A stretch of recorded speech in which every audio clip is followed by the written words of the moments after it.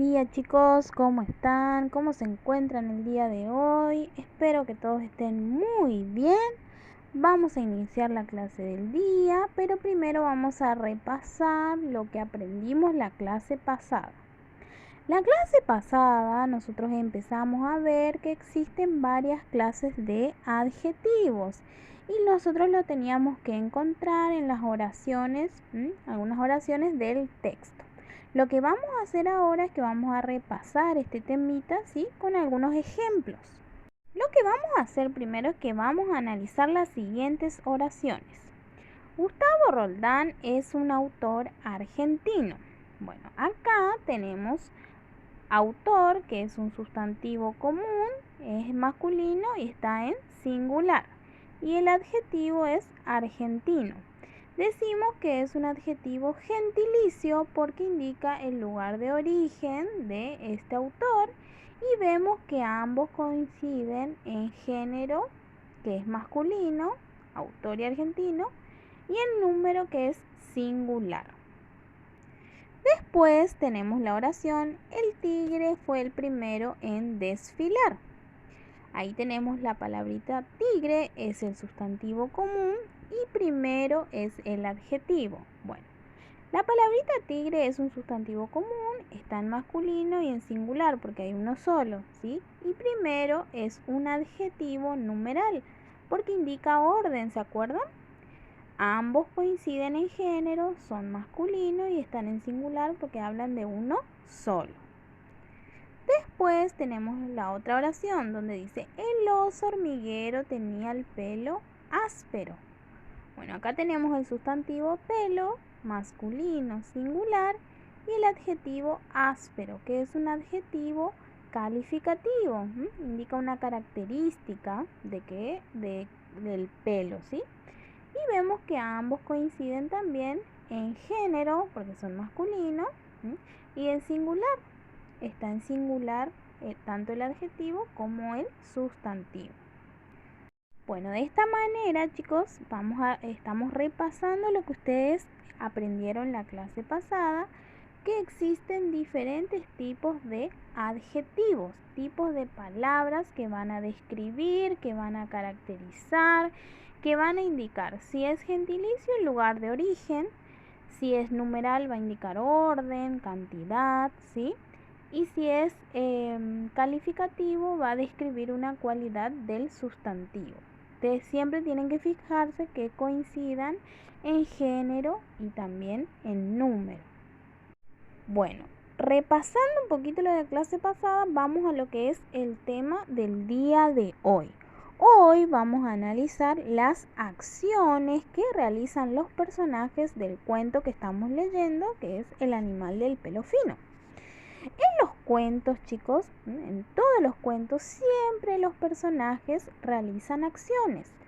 Por ejemplo, en este cuento que nosotros estamos trabajando, sabemos que los animales desfilan, ¿sí? Desfilar es una acción, es un verbo. Tenemos diferentes tipos de acciones: pasar, tener, estar, llegar, decidir, mirar, caminar, buscar. Todas estas acciones que realizan los personajes son cosas que hacen en el cuento. Nosotros en lengua lo conocemos como verbos. Todas las palabras entonces que me indiquen una acción, caminar, saltar, correr, un estado, tener, ser o un sentimiento, amar, todos son verbos, ¿sí? Vamos a analizarlo en oraciones. Fíjense, los animales desfilaron esa noche. Los animales desfilarán mañana. Los animales desfilan frente a la tapircita en ese momento. El tapir decidió casar a su hija. El tapir decidirá mañana con quién casar a su hija. Acá tenemos varias oraciones donde aparecen las acciones. En las primeras 3 oraciones ustedes ven que aparece el verbo desfilar. Nosotros cuando estudiamos lengua tenemos que hacernos una pregunta. Y esa pregunta tiene que ver con el tiempo en el que suceden las acciones. ¿En qué tiempo suceden estas tres acciones? Fíjense en el verbo, que en este caso es el verbo desfilar. Si nosotros leemos la primera oración, dice, los animales desfilaron esa noche. Si yo tengo que tener en cuenta si la acción sucede o se realizó en el pasado, si sucede en el presente o si sucederá en el futuro. Tenemos que analizar bien cada una de las oraciones. En la primera oración dice los animales desfilaron esa noche. Esta acción sucedió en el pasado o pretérito. Pretérito se conoce en lengua cuando hablamos de una acción que sucedió en el pasado, que sucedió ayer, ¿sí? Que sucedió en otro momento, que ya pasó. Los animales desfilarán mañana. Fíjense que acá el verbo tiene otra forma, es el mismo, ¿sí? Pero va a suceder mañana la acción. Quiere decir que el tiempo es en futuro, ¿sí? Después en la otra oración dice, los animales desfilan frente a la tapicerita en ese momento. Acá el verbo desfilar está en presente porque dice que la acción está sucediendo en ese momento. Entonces cuando trabajamos con los verbos, chicos, nosotros tenemos que preguntarnos en qué tiempo suceden las acciones. ¿Suceden en pasado? ¿En pretérito? ¿Sucederán mañana, en un futuro o suceden en este momento? Para eso nosotros siempre tenemos que mirar al verbo, ¿sí? Fíjense en las otras dos oraciones que tenemos ahí, donde dice el tapir decidió casar a su hija y después el tapir decidirá mañana con quién casar a su hija. Ahí tenemos el mismo verbo, tenemos que preguntarnos en qué tiempo suceden. El tapir decidió casar a su hija. Es una acción que ya pasó, él ya decidió. Entonces es en pasado o pretérito. Y en la otra oración dice, el tapir decidirá mañana con quién casar a su hija. Todavía él no decidió. Eso va a pasar mañana. Entonces la acción está en el tiempo futuro, ¿sí? Entonces, chicos, ustedes siempre se tienen que preguntar en qué tiempo suceden las acciones. Si nosotros nos fijamos en el verbo, nos vamos a dar cuenta si la acción se realizó en el pasado, que ya pasó, si sucede en el presente en ese momento o si sucederá en el futuro. Por eso decimos que las acciones varían en el tiempo, ¿sí? Vamos a analizar un poquito en estas tres oraciones. Fíjense. Dice, el tapir decide casar a su hija, el tapir decidió casar a su hija y después tenemos el tapir decidirá casar a su hija. Ahí vemos los tres tiempos verbales. Tenemos en presente porque él decide en ese momento, decidió porque es una decisión ya tomada, que ya pasó esa acción, y decidirá. Quiere decir que él va a decidir más adelante. Es una acción en futuro. Entonces nosotros tenemos que saber bien claro que las acciones van variando en el tiempo. Y bueno, en estas tres vemos cómo se diferencian claramente los tiempos de las acciones, de los verbos. Chicos, ustedes se van a dar cuenta que en los cuentos, en general, las acciones están narradas en un tiempo y ese tiempo es en pasado o como se conoce en lengua en pretérito. Cuando decimos pretérito hablamos de acciones que sucedieron en el pasado. En los cuentos siempre van a ver que, o generalmente siempre están en tiempos verbales pasados. Bueno, en lengua existen dos formas pasadas. Puede ser pretérito perfecto simple o puede ser pretérito imperfecto. Son dos formas verbales que corresponden a acciones que sucedieron en el pasado. Y hoy nosotros tenemos que aprender a diferenciar cuando una acción está dentro del pretérito perfecto simple y cuando está dentro del pretérito imperfecto. Bueno, para poder entender esto, primero tenemos que saber que el pretérito perfecto simple se usa en acciones que sucedieron en el pasado en un momento puntual. O sea, que la acción empezó y terminó ahí. Por ejemplo, el sapo huyó de ese lugar. ¿Sí? El verbo huyó está en pretérito perfecto simple. Es una acción que empezó y que terminó en ese momento. Otro ejemplo, todos dijeron que eran un animal extraño. Dijeron, en ese momento dijeron, ya pasó. Empezó y terminó ahí la acción. Otros ejemplos son huyó, llegaron, dijeron, miraron. Entonces, el pretérito perfecto simple se usa en acciones que sucedieron en un momento puntual.